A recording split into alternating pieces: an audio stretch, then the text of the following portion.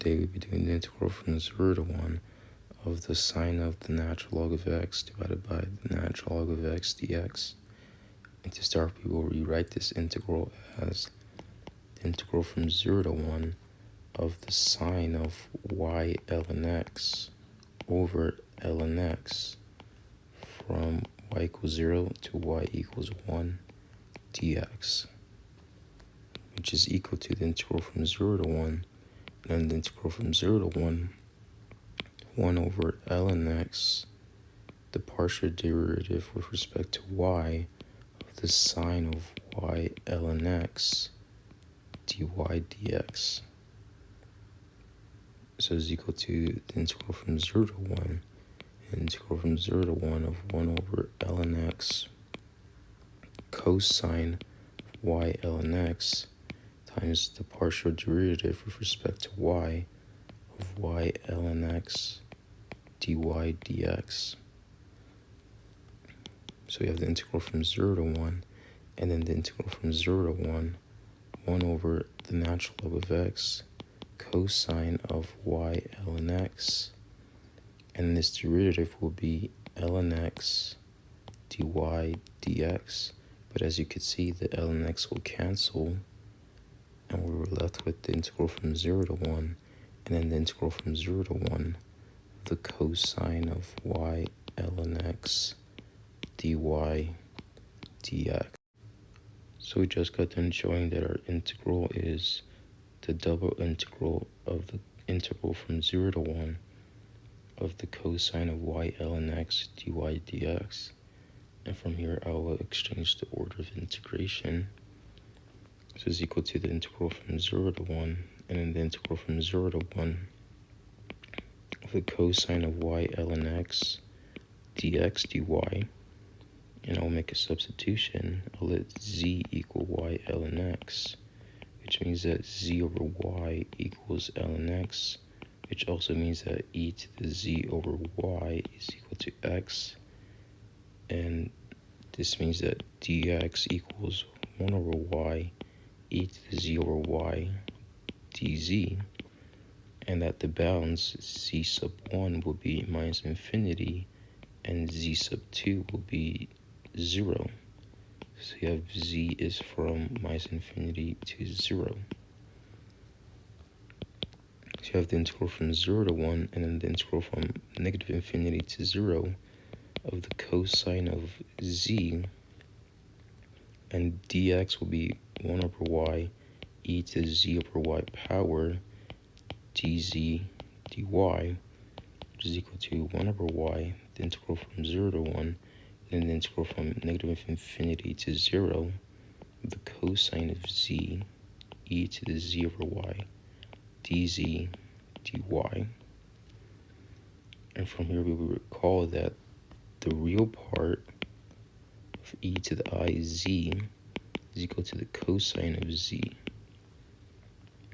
So it's equal to 1 over y, the integral from 0 to 1, and then the real part of the integral from negative infinity to 0 of e to the I z times e to the z over y dz dy, and e to the I z times e to the z over y is the same thing as e to the I z plus z over y power. And we can factor out a z, so we have e to the z I plus 1 over y.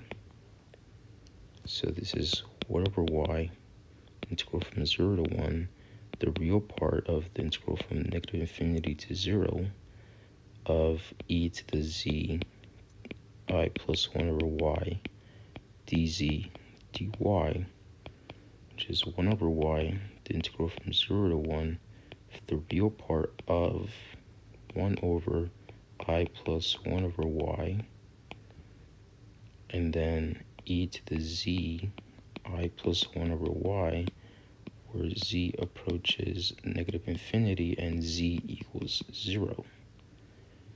So we have a 1 over y, integral from 0 to 1, the real part of 1 over yi plus 1 over y, and then if valuing at 0 first, we have e to the 0 minus the limit as z tends towards negative infinity of e to the zi plus 1 over y, and then a dy.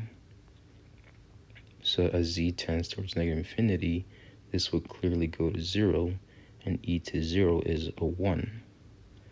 So it's equal to 1 over y, the integral from 0 to 1, the real part of y over yi plus 1, and then a dy, and as you can see, these y's cancel.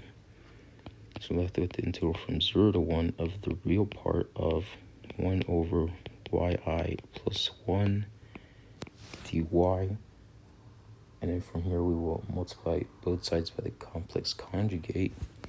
So is equal to the integral from 0 to 1, the real part of yi minus 1 divided by yi plus 1 times yi minus 1 dy, which is equal to the integral from 0 to 1, the real part of yi minus 1, and we'll have a negative y squared minus 1 dy. We could factor out the y squared minus 1. We're left with the integral from 0 to 1 of 1 over negative y squared minus 1, and then the real part of yi minus 1 dy, the integral from 0 to 1 of 1 over negative y squared minus 1, and then the real part of this complex number will be negative 1. So we have dy, and we can factor out a negative sign, so we have the integral from 0 to 1, negative 1 over negative y squared plus 1 dy. The negatives cancel. We're left with the integral from 0 to 1, 1 over y squared plus 1 dy. But that's a fairly standard integral. This is the inverse tangent of y from 0 to 1, which is equal to the inverse tangent of 1 minus the inverse tangent of 0. The inverse tangent of 0 is 0, and we're left with the inverse tangent of 1, which is clearly pi over 4. So therefore, the integral from 0 to 1 of the sine of the natural log of x over the natural log of x dx is equal to pi over 4. And that is the final result. Thank you very much for watching.